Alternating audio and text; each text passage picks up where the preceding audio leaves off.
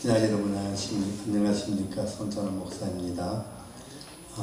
지난 시간에 창세기 12장을 우리가 공부했습니다.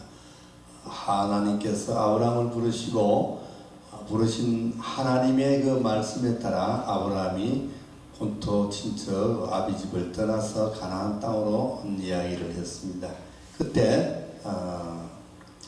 하나님께서 너는 내 본토 친척 아비집을 떠나라 그랬을 때 그 떠나라는 말이 레크레카라는 히브리 말이라 그랬죠. 그리고 그 레크레카라는 그 말의 이면에는 내 안으로 들어가라는 뜻이 있었다 그랬어요. 내 안으로 들어가라는 뜻은 바로 내 정체성을 회복하라 이런 뜻입니다.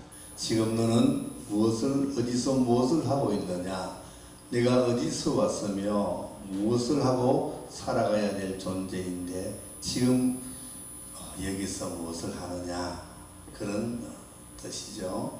그래서 아브라함은 하나님의 말씀을 따라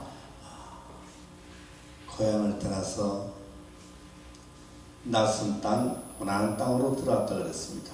그때 하나님께서 아브라함을 부르실 때 약속을 하셨죠. 너로 큰 민족을 이루게 하겠다.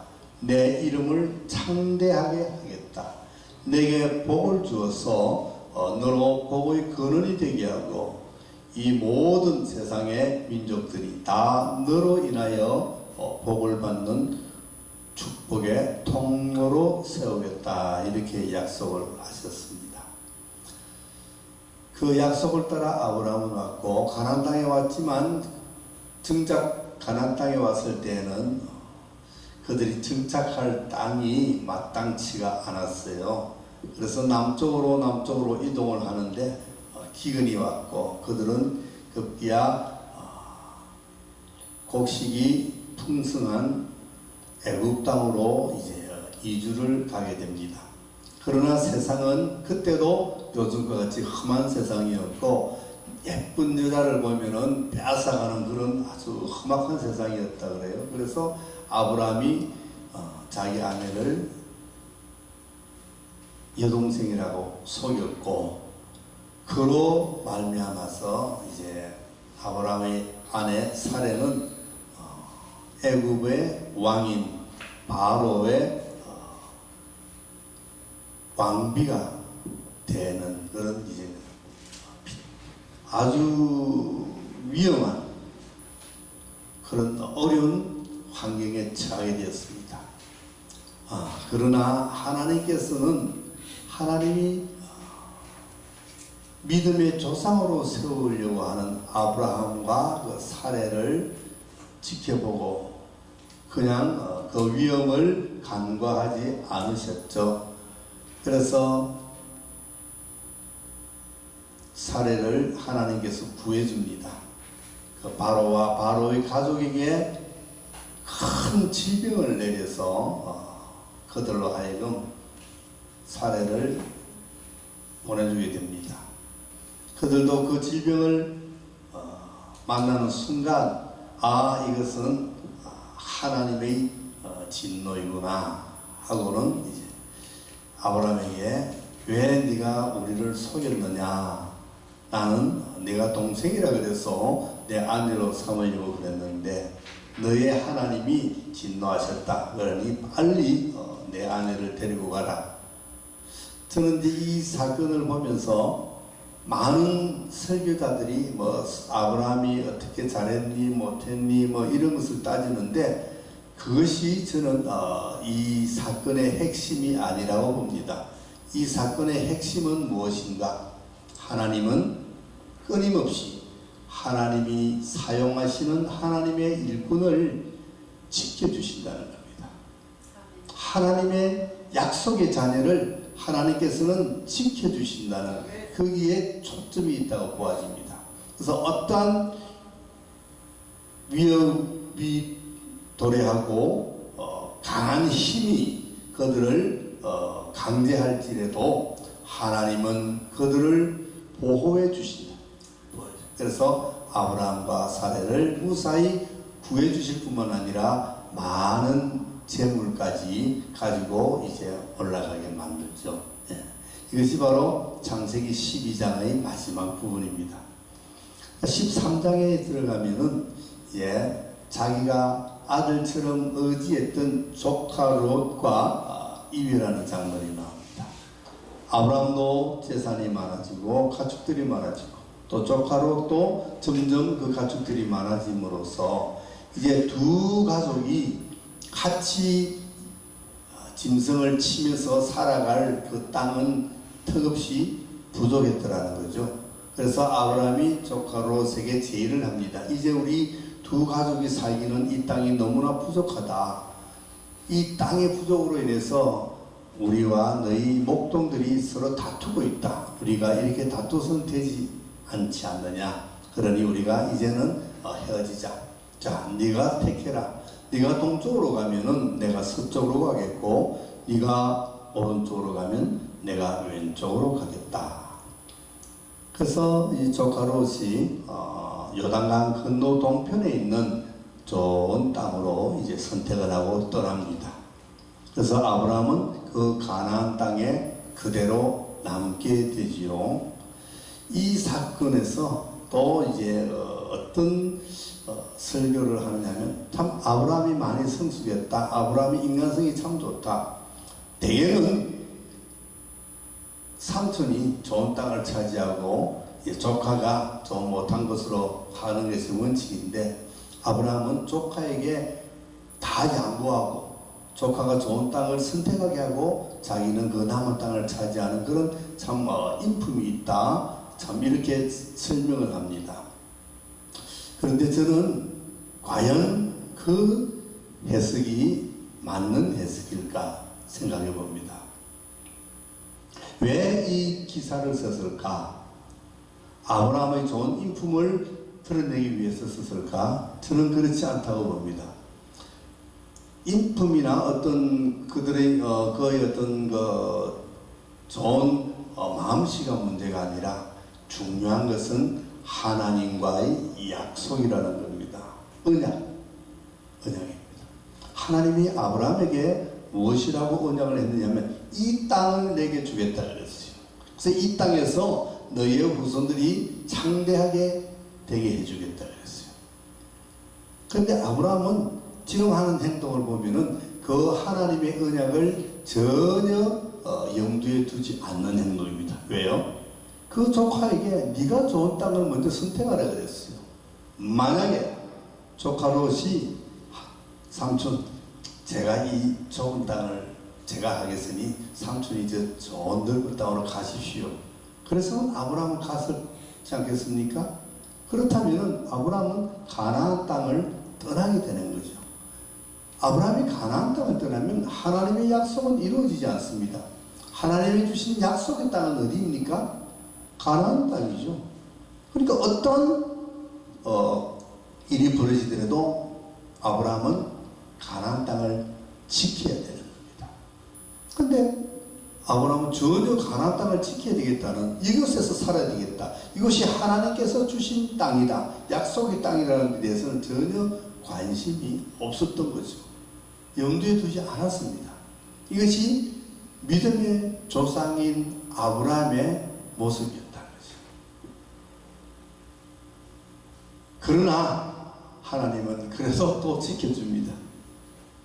그래서 조카 롯의 마음을 저 가나안 동쪽, 요단강 동쪽의 땅으로 향하게 하고 아브라함을 이 약속의 땅에 머물게 하는 거죠. 이것을 보면서 하나하나가 다 하나님의 그 손길과 하나님의 섭리 안에서 이루어져 간다. 하나님의 약속은, 하나님의 언약은 하나님이 이루어 간다는 것을 우리가 볼 수 있어요. 우리의 믿음이 아니라, 나의 행동이 아니라 하나님의 손길과 하나님의 섭리에 의해서 하나님은 하나님의 약속을 이루어 간다는 것을 우리는 보이지 않는 그 성경의 본문을 통해서 우리가 그것을 꿰뚫어 볼 수 있는 그런 통찰력이 우리에게 필요합니다. 영적 통찰력이 필요한 것이죠. 자, 그래서 옛 조카 롯이 떠나고 나니까 아브라함이 굉장히 쓸쓸해합니다. 그죠?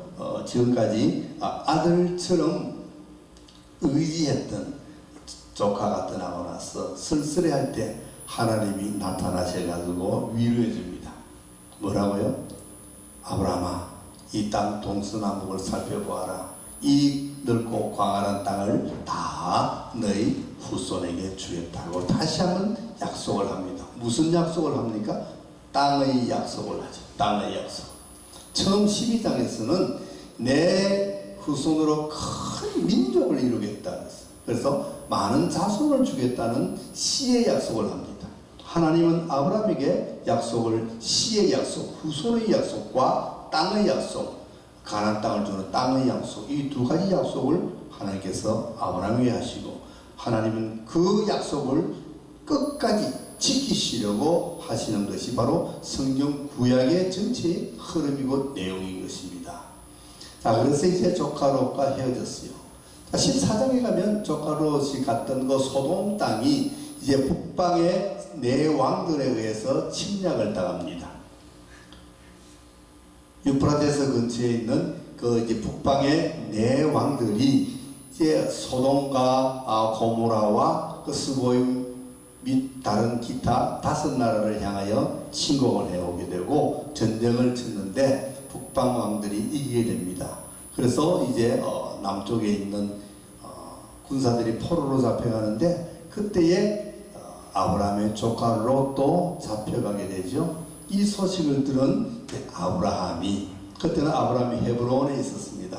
헤브론에 있던 아브라함이 자기 집에서 기르던 사병, 개인적인 군사들을 이제 318명을 이끌고 그 조카 롯을 구하러 갑니다.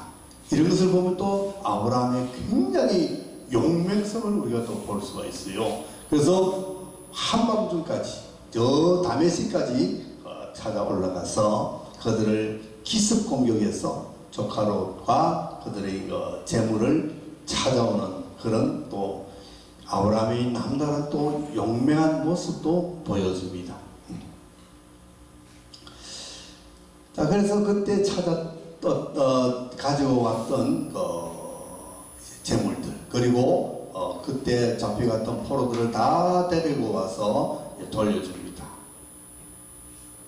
자, 그랬더니 이제 소돔 왕이 나와가지고 그 재물을 다 아브라함에게 가지라고 하죠. 그래서 아브라함은 나는 재물을 탐하지 않는다. 아브라함의 재물에 대한 깨끗한 모습도 보여줍니다. 그리고는 나와 동행했던 이 군사들에게는 몫을 줘야 된다. 그러고 군사들의 몫을 주지만 아브라함은 아무것도 취하지 않습니다. 내가 이것으로 인해서 재물을 취했다는 그런 소리를 나는 듣지 않겠다는 거죠. 그런 또 아브라함의 또 남다른 모습을 보여줍니다. 자, 그러고 나서 이제 15장에 넘어오면은 15장 1절에 하나님, 여호와 하나님께서 아브라함에게 나타나셔서 환상 중에 말씀하십니다. 아브라함아, 너는 두려워하지 말라. 나는 너의 방패요 너의 지극히 큰 상급이니라. 이렇게 말씀하십니다. 그 15장 처음에 이야기가 그 일 후에 이렇게 나와요. 어떤 사건이 일어난 그 이후에 하나님이 아브라함에게 찾아오셔서 하시는 말씀이 나는 너의 방패다. 그리고 너의 지극히 큰 상급이다. 이렇게 말씀하십니다. 왜 하나님이 뜬금없이 아브라함에게 찾아오셔서 이 말씀을 하시는가? 오늘은 이제 여기에 대해서 좀 말씀을 드리려고 해요. 그 배경은 앞에 있잖아요. 그죠? 그 일 후이니까. 앞에 14장에 북방 왕들과 전쟁이 일어나서 포로로 끌려갔던 조카를 구하기 위해서 자기의 사병들을 데리고 가서 북방 왕들을 쳤습니다. 그리고 승리했어요. 그리고 포로와 재물을 다시 빼앗아옵니다. 그 일 후에 이래 되죠. 그 일 후에. 자, 먼저 나는 너의 방패다라고 하나님이 말씀하십니다. 방패는 막아주는 것, 보호해주는 것, 지켜주는 것이죠. 그렇다면 아브라함아 내가 너를 지켜주겠다 이런 말입니다. 두려워하지 말라. 아브라함이 뭔가 지금 두려워하고 있다는, 아브라함아, 너 지금 떨고 있냐? 두려워하냐? 염려하지 마라. 내가 지켜줄게. 이야기거든요. 아브라함이 왜 두려워했을까? 무슨 일 때문에 아브라함이 두려워했을까? 그것을 이제 앞에 그 일이 있었으니 그 일을 생각해 봅시다. 북방의 네 나라 연합군과 전쟁을 했어요. 그래서 이겼습니다. 자, 무사히 돌아왔습니다. 돌아와서 가만히 생각하니까 이제 무엇이 염려가 됩니까? 저 북방의 연합군들, 그 왕들이 다시 보복하기 위해서 나를 공격할지도 모른다는 불안감이 엄습해 오는 거죠. 그렇죠? 그들이 그냥 있을 사람들이 아닙니까? 그래서 내가 전쟁을 쳐서 이겼지만 저들이 또 군사를 재정비해서 나를 치러 올지 모른다는 그 두려움 때문에 아브라함은 좀 어려워했던 것 같습니다. 그런 마음을 하나님은 아십니다. 하나님은 우리의 마음까지도 읽으시죠. 그래서 아브라함에게 나타나셔서 뭐라 그래요? 아브라함아, 두려워하지 말라.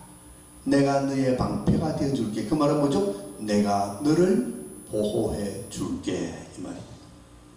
아무리 강한 적이 올지라도 우리의 하나님이 방패가 되어주신다면, 우리 하나님이 지켜주신다면 우리는 아무 걱정 없죠.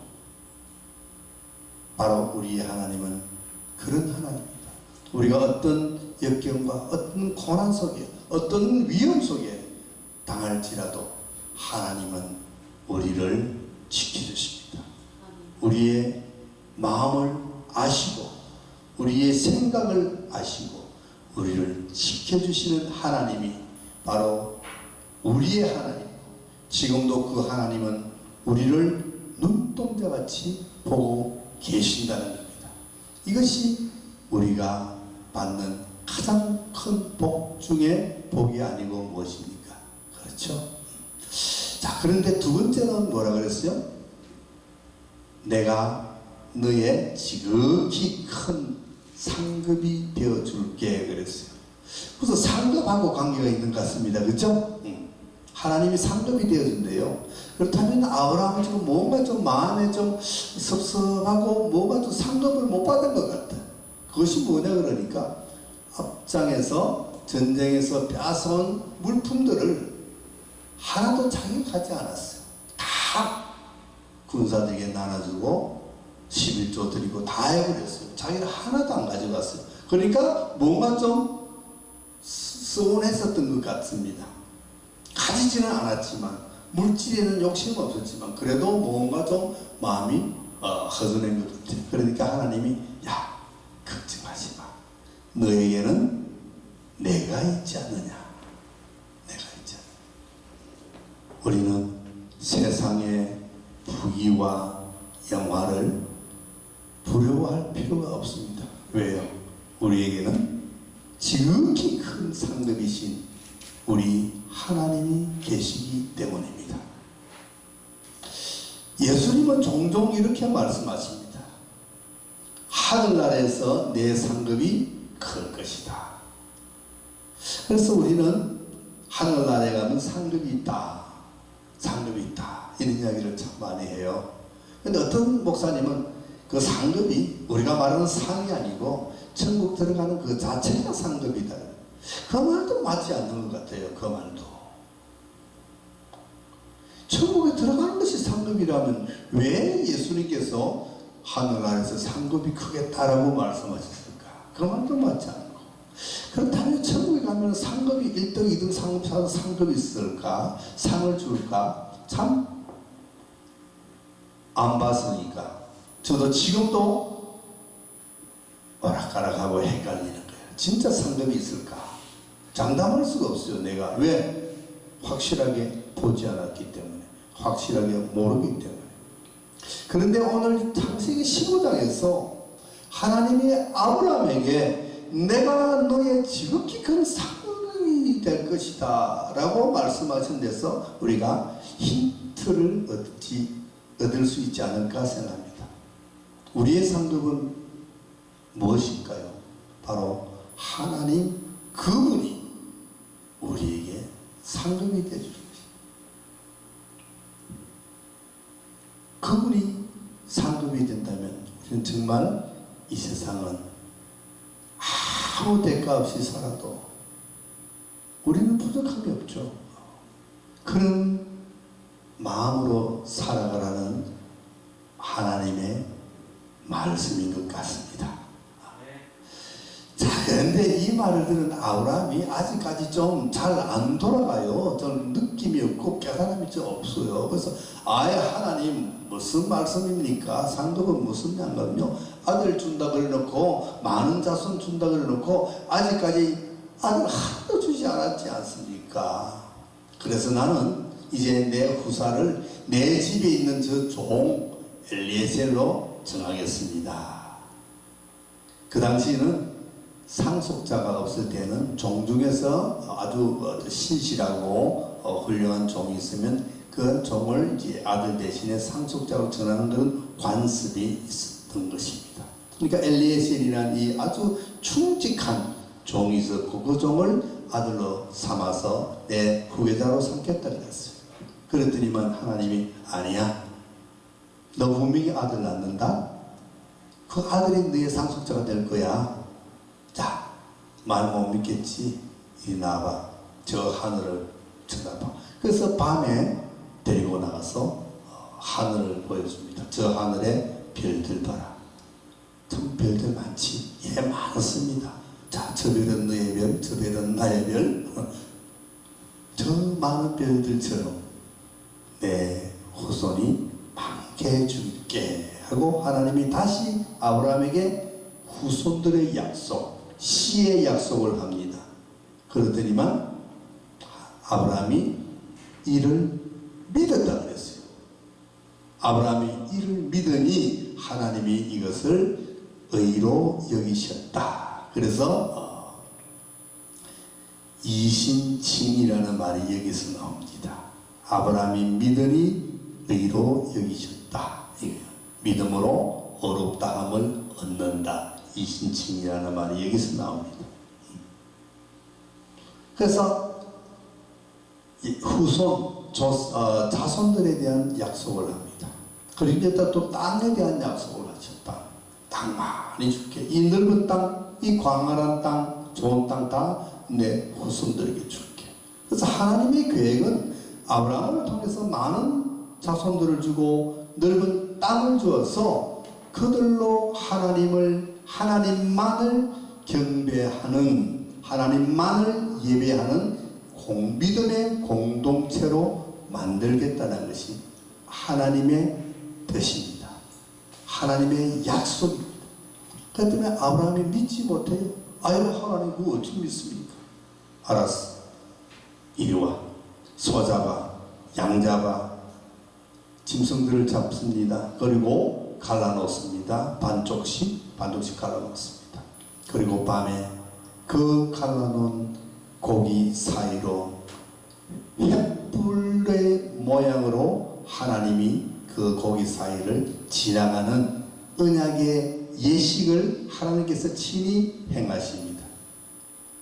이 예식은 고대에 어떤 계약을 두 당사자가 맺을 때 이런 예식을 합니다. 짐승을 잡아서 두 동강이로 갈라놓고 그 갈라놓은 사이로 사람 둘이가 언약 당사자가 지나가게 됨으로써 둘 중에 누구든지 이 언약을 지키지 않으면 이 짐승처럼 피를 흘리게 될 것이다 라는 것을 약속하는 언약식입니다.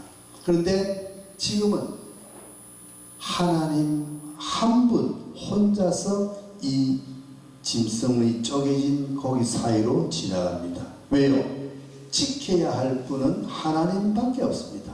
아브라함은 아무것도 지킬 게 없어요. 하나님이 하나님이 땅을 아브라함에게 주기로 했습니다. 아브라함은 아무것도 할 것도 없어요.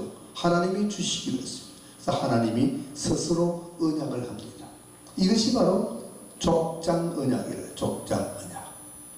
씨를 주고 땅을 주어서 믿음의 큰 나라로 이루게 해주겠다. 이것이 족장 언약이고, 하나님은 이 족장 언약을 아브라함에게 하셨고, 이제 장차 태어날 이삭에게 하시고, 또 그 자손 야곱에게도 함으로써 이 언약이 성경 전체에 흐름이 되는 것입니다. 하나님은 이 족장 언약을 하고, 그리고는 이제 그러나 이 땅을 당장은 줄 수가 없소. 당장은 언제? 약 4대가 지난 후에 너희 후손들이 이방에 객이 되어서 그들의 종살이 하다가 4대 만에 다시 나오게 된다. 약 430년 후에 그 후손들에게 내가 이 땅을 줄 것이다 라고 약속을 합니다. 그것이 15장까지 이야기거든요. 이 약속이 언제 이루어집니까? 바로 출애굽기에 이루어지죠. 출애굽기라는 것은 애굽에 내려갔던 이스라엘 백성들이 종살이 430년 만에 하나님이 그들을 이끌어내어 가나안 땅으로 데리고 가려고 거기서 탈출시키는 사건이지 않습니까? 그 탈출시키는 그 사건이 무엇의 원동력이 되어서 탈출시키느냐? 바로 창세기 15장의 하나님의 약속 때문에 하나님은 출애굽을 시키는 거죠. 그러니까 이 창세기 15장에서의 족장 언약이 출애굽의 원동력이 됩니다. 그래서 출애굽기 2장 23절 이하에 보면은 이런 말을 합니다. 하나님께서 이스라엘 백성들이 그들이 받는 고역으로 인해서 부르짖는 그들의 고통 소리를 들으시고 아브라함과 이삭과 야곱과 맺은 그 언약을 기억하시고 이스라엘 백성들을 권념하셨더라 이렇게 이야기합니다. 그 말은 무엇이냐면 애굽에서 지금 노예 생활로 고통받는 이스라엘 백성들이 부르짖는 그 부르짖음의 소리를 하나님이 들으시고 무엇을 생각했는가? 내가 430년 전에 창세기 15장에서 아브라함과 약속한 그 약속, 씨를 주고 땅을 주고 큰 민족을 이루기 때 해주겠다. 그런데 430년 이후에 라야 된다고 했던 그 말씀 하나님이 기억하시고 지금 보니까 지금이 바로 그때구나 라는 것을 하나님이 기억하시고 이스라엘 백성들을 생각하셨다. 권념하셨다. 그래서 모세를 사용해서 이스라엘 백성을 애굽에서 구원하는 거죠. 탈출하는 거죠. 지키는 거죠. 그러니까 이 출애굽 이후의 모든 사건은 무엇을 목표로 갑니까? 가나안을 향하여 가나안 땅을 목표로 가는 겁니다. 하나님께서 하신 그 약속을 하나님께서 스스로 이루시기 위해서 하나님은 출애굽을 시키고 광야에 40일 동안 이스라엘 백성을 지켜주시고 요단강을 홍해를 가르고 요단강을 멈추게 하면서 하나님은 이 땅으로 데리고 오는 거예요. 이것이 바로 하나님의 언약입니다. 그래서 하나님의 언약은 누가 지키는, 우리가 지키는 것이 아니라 하나님 스스로 지키시는 겁니다. 아까 바로에게 붙잡혀갔던 사례를 구출하시는 하나님, 그 하나님이 이제는 애굽에서 종살이 하던 이스라엘까지도 구출해내시는 하나님. 무엇을 위해서? 하나님께서 하신 그 약속, 그 언약을 지키시기 위해서 하나님은 지금도 주무시지도 않고 그 구원의 역사를 이루고 가고 있습니다. 이제 그 구원의 역사는 어디까지 왔습니까? 이제 곧 오실 예수 그리스도 그분을 통해서 믿음의 자손인 우리까지도 이제 하나님 계시는 천국으로 이끌어 가야 하나님의 그 언약의 구원 계획은 다 이루어질 것입니다. 우리는 그 하나님의 그 구원 계획, 그 언약을 믿으며 우리는 믿음 생활을 굳건히 해나가야 될 것입니다. 하나님 아버지 은혜를 감사합니다. 오늘 창세기 15장의 족장의 언약을 통해서 변함없이 우리를 눈동자지 지켜주시고 하나님의 그 언약을 성취해 나가는 하나님의 불변하심을 우리가 믿습니다. 신실하신 하나님을 믿고 의지하며 나아가는 귀한 하나님의 백성들 되게 하옵소서. 예수님 이름으로 기도합니다. 아멘.